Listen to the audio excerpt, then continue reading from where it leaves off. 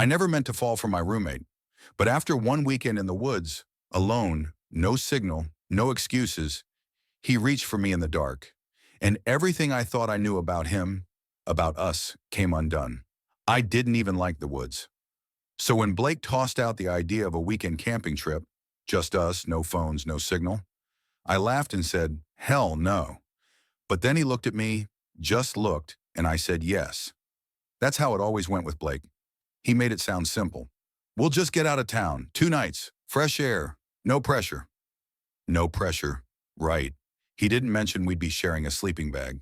We were roommates at State, sharing a 2-bedroom apartment just off campus. Me, Tyrell, quiet, computer science major from the south side of Chicago. Him, Blake, the loud white guy from Georgia with too much charm and not enough boundaries. Opposites, supposedly. But the more time we spent around each other, the less opposite it felt. He picked me up Friday afternoon, truck already packed, a cooler rattling in the back, and music blaring something nostalgic. He kept stealing glances at me while he drove, grinning like he had a secret. You sure you're ready for the while? He teased. You brought like 5 snacks. I didn't know how far into the wild you meant, I shot back, hugging my hoodie tighter. You'll be fine, he said. I got you. And for reasons I couldn't name, that line made my chest tighten. The clearing he picked was quiet. Pines leaned in like they were eavesdropping. The air smelled like damp leaves and fire smoke from someone else's forgotten camp. Blake jumped out like he belonged there. I climbed out slower, already second-guessing myself. Setting up the tent was a mess. I tangled the poles twice before Blake laughed and walked over. Here, he said. Like this. His hands brushed mine, steadying them. That was the first time I felt it. The pause. That second too long when he didn't let go right away. But he didn't say anything, and neither did I. By the time the fire caught, it was already dark. Dinner was sad hot dogs and half-melted protein bars. We sat on an old blanket by the flames, watching sparks vanish into the sky. The quiet out there felt different, heavy, honest. You ever just not want to be anywhere? Blake asked, staring into the fire. Pretty much all the time, I muttered. He nodded like he understood something unspoken. Then he said, That's why I brought you. I turned to him, unsure if he meant it the way it sounded. But he didn't elaborate, just leaned back on his elbows and let the silence stretch. When it got too cold, we ducked into the tent. He tossed his bag inside first. I unzipped mine and stopped. There was only one sleeping bag. I turned. Where's yours?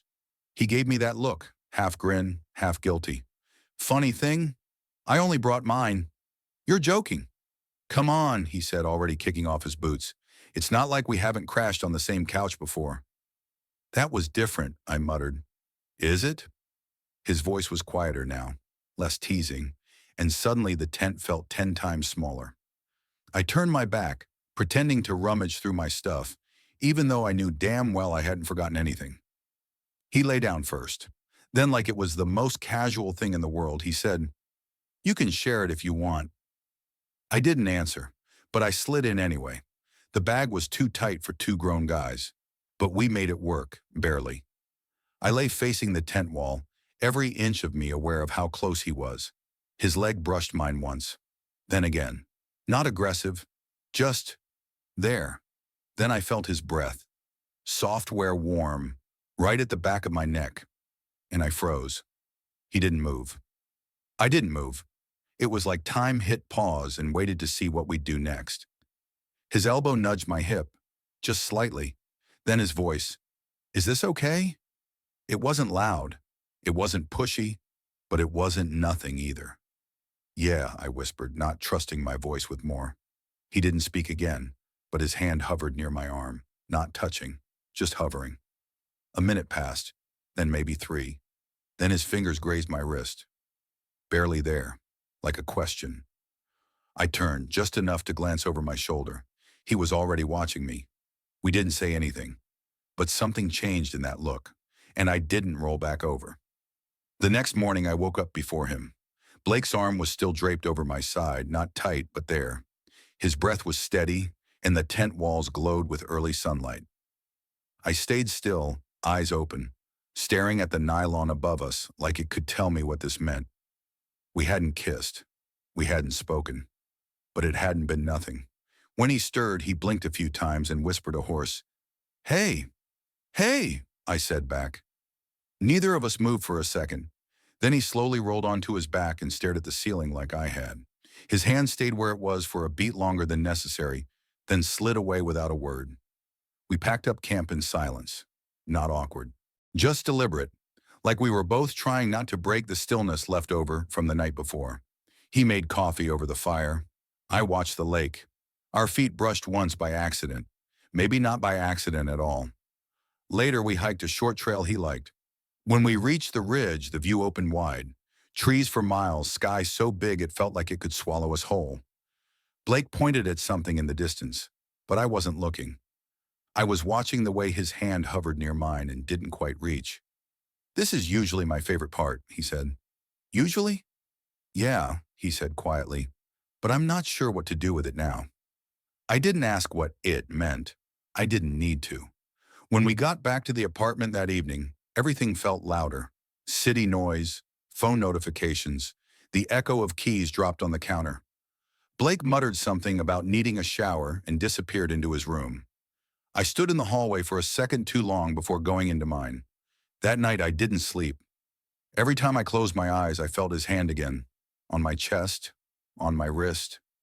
The warmth that didn't come with labels but stayed anyway. The next few days were worse. He started acting normal.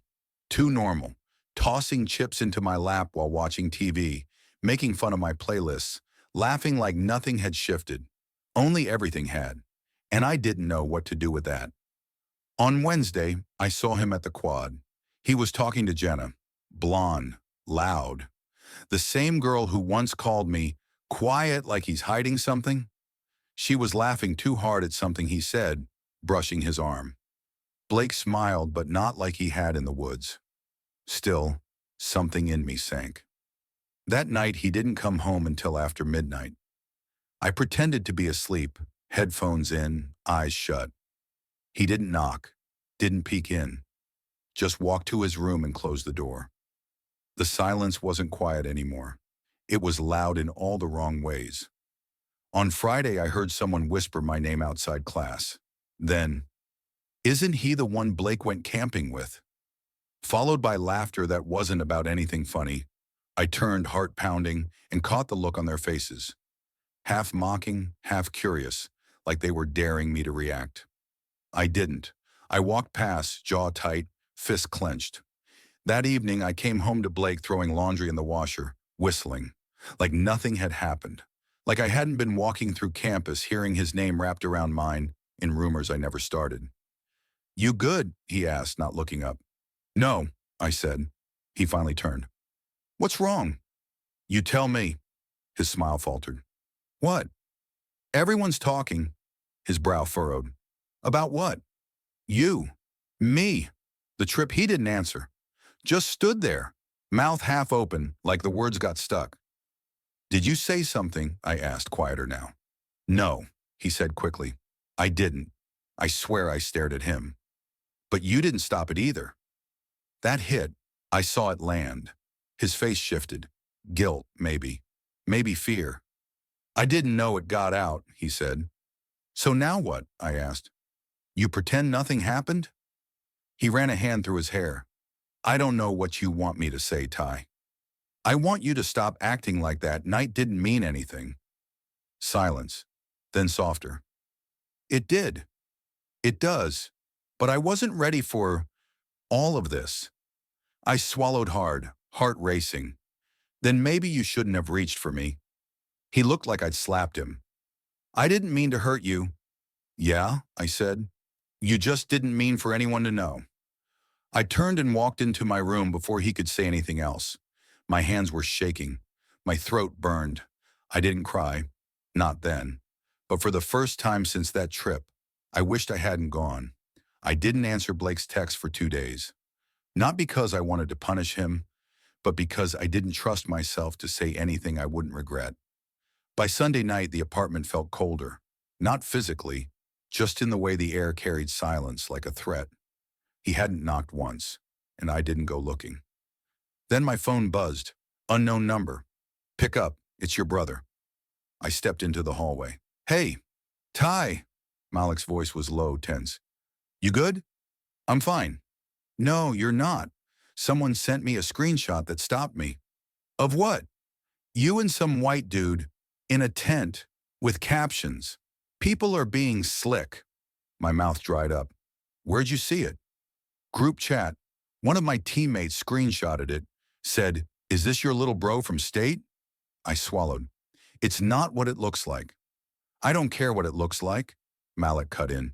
I care that it's out there. That it's being twisted. Silence. Is it true? He asked, quieter. I leaned against the wall.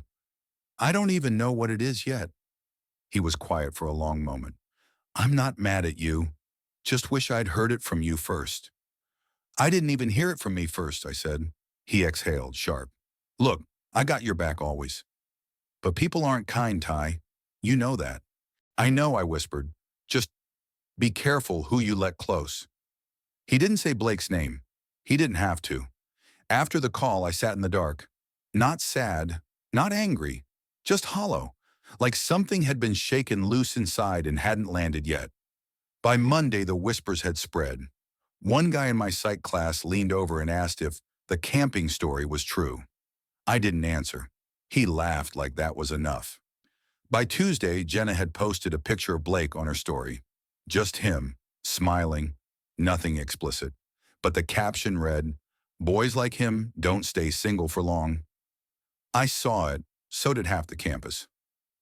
That night I came home late. Blake's door was closed. I went to mine and sat on the floor, back to the wall, headphones in, volume off. Then knocking, not from his room, from the front door. I opened it. Blake stood there, hair soaked, hoodie clinging to him, no umbrella in sight. I didn't know where else to go, he said. You live here, I muttered. He let out a breath. Right. I stepped aside. He walked in, dripping, but I didn't offer a towel. I didn't ask if he was cold. He stood near the window, breathing like he'd run the whole way. I messed up, he said. Yeah. I should have said something sooner. Also, yeah. He looked down. I didn't think it would get this big. That's the problem, Blake, I said, voice low. You didn't think. You just acted. I panicked. I didn't, I said. Not that night, not after. But you left me out there to clean it up alone. I didn't mean to, but you did. The silence that followed wasn't empty. It was full of everything we hadn't said since that tent. I care about you, he said finally. I just didn't know how to make that okay. Not here, not with everyone watching. So you let them watch me instead? I snapped. He looked gutted. I shook my head. You want the truth? He nodded. I didn't go camping for the view. I went because you asked me like it mattered. Because no one's ever looked at me like I was more than background. Until you. His face cracked then. Not literally, but in the way his shoulders slumped. Like the weight of it finally landed. I was scared, he said. So was I said. But I didn't run. He stepped closer. Not too close. Just enough that I could see he wasn't hiding anymore. I don't know how to fix it, he said. You don't get to fix it, I replied. You start by not pretending it didn't happen. I'm not, he said. Not anymore. His voice shook, but he didn't look away.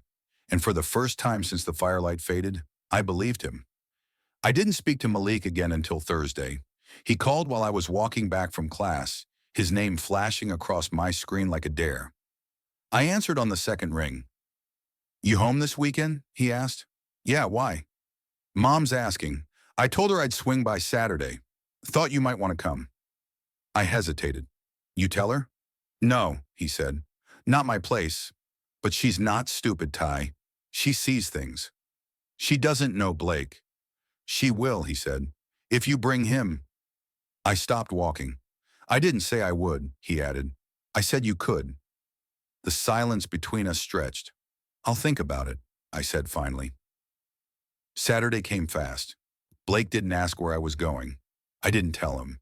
I just packed an overnight bag and left before sunrise. Headphones in, mind already heavy. Mom didn't ask questions when I showed up.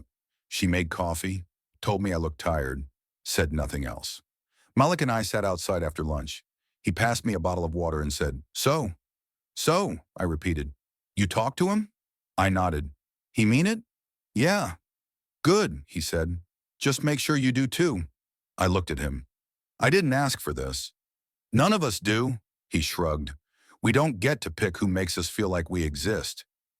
He stood after that, left me with those words, and I sat there for a long time, watching wind move through the trees like it had somewhere to be. When I got back Sunday night, the apartment was quiet. Blake's shoes by the door, a plate in the sink, lights off. I found him on the couch, headphones in, staring at a paused video game he wasn't playing. He looked up when I walked in, but didn't say anything. I dropped my bag. You okay?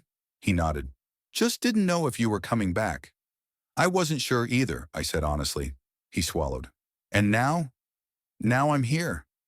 He stood slowly, unsure, like he was waiting for permission to move. I've been thinking, he said. Whatever this is, I don't want to lose it. You almost did. I know. I looked at him. Really looked. The guy who made bad jokes, who forgot half his laundry in the dryer, who reached for me in a tent because it felt right, even if he didn't know what came next. And I realized I didn't want to lose it either. We don't have to define it, I said. But it's real, he replied. Yeah, it is. He stepped closer. This time I didn't flinch. His hand brushed mine. He didn't take it, just touched. Light. Present. Like he finally understood what it meant to stay. We didn't change overnight. He still left his socks on the floor. I still double-checked if the stove was off 3 times. But something shifted. He stopped hiding. So did I.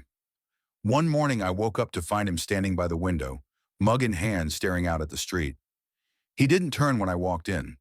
I used to think I was straight because I never liked labels, he said, but maybe I just never felt safe enough to admit I wasn't.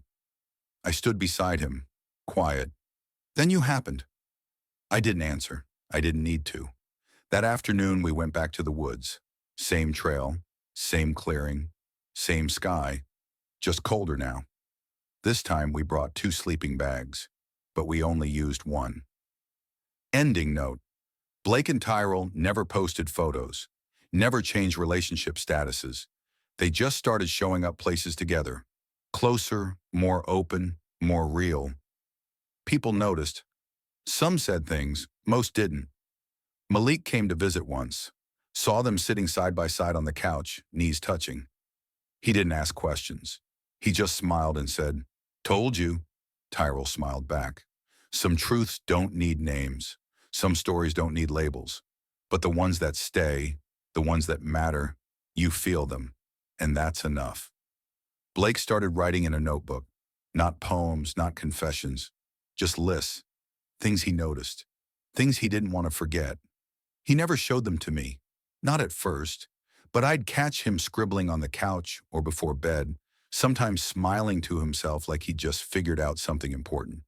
One night I asked, "You journaling now?" He shrugged. "Kind of." "What about?" He hesitated. United States. Mostly stuff I never said out loud. I nodded, didn't press. We were learning how to leave space for silence. Not the kind that hides, but the kind that holds things gently. One Thursday afternoon, we sat by the river behind campus, legs dangling over the edge, water moving fast below. Blake tossed a pebble in, then another. "I think I used to fall for people who felt safe to lose," he said. I turned to him. "But then there was you, and suddenly I didn't want to mess anything up." "You did anyway," I said, not to hurt, just to be honest. "I know," he said, "but I stayed." "Yeah," I said, "you did." When I came out to my mom, it wasn't dramatic. We were folding laundry. She asked about school, about midterms. Then she said, "You've been quiet lately." I looked at her. "There's someone." She paused. "A girl?" "No." Her hands didn't stop moving. "Is he good to you?" I blinked. "Yeah." "Then we're good," she said, folding another towel. That was it. Later, I told Blake. He looked stunned. "She really said that?" "Yeah." He smiled soft. "Lucky." I nodded. "I know." There were still days I flinched when someone stared too long. Still mornings when I questioned if we'd stepped out too far. But those days came less often, and Blake never rushed me. He walked at my pace, even when I didn't know where I was going. In April, we went hiking again. Not to the same clearing, not this time. A new one, deeper in the woods. No memories there, no ghosts, just trees and sky and the sound of boots crunching dirt. Halfway through, Blake stopped and pointed at a tree marked with red string. My mom used to tie those on trails she wanted to remember. I watched the ribbon move in the wind. She'd say, "You only mark the places that made you feel something worth keeping." We didn't speak for a while after that, just walked, together. When finals came, we studied late into the night. Blake brought snacks, I made coffee. We sat on opposite ends of the couch, books open, but feet brushing every so often. Around midnight, he closed his laptop. "If we move after graduation," he said, "I want it to be with you." I didn't answer right away, not because I didn't want to, but because I'd never let myself imagine a future that included someone else this way. "Okay," I said. He smiled. The night before we left for summer break, we packed boxes in the living room. Old posters, cracked mugs, a camping knife we never used again. Blake held up the sleeping bag. "Still works." I raised an eyebrow. "Still only one?" He laughed. "We never fixed what wasn't broken." I walked over. He handed it to me. Our fingers touched and stayed there just long enough. On the last morning, we stood by the truck, everything loaded. He leaned back, hands in pockets, watching the sun rise like it meant something. "You think we'll still feel like this 6 months from now?" he asked. "Depends." "On what?" "On whether we keep choosing this," I said. "Every day." He looked at me. "I choose it now." "Then so do I." We got in, drove off. No final kiss, no promises. Just two guys who didn't need to define what they were, because they already knew who they were to each other, and that was enough.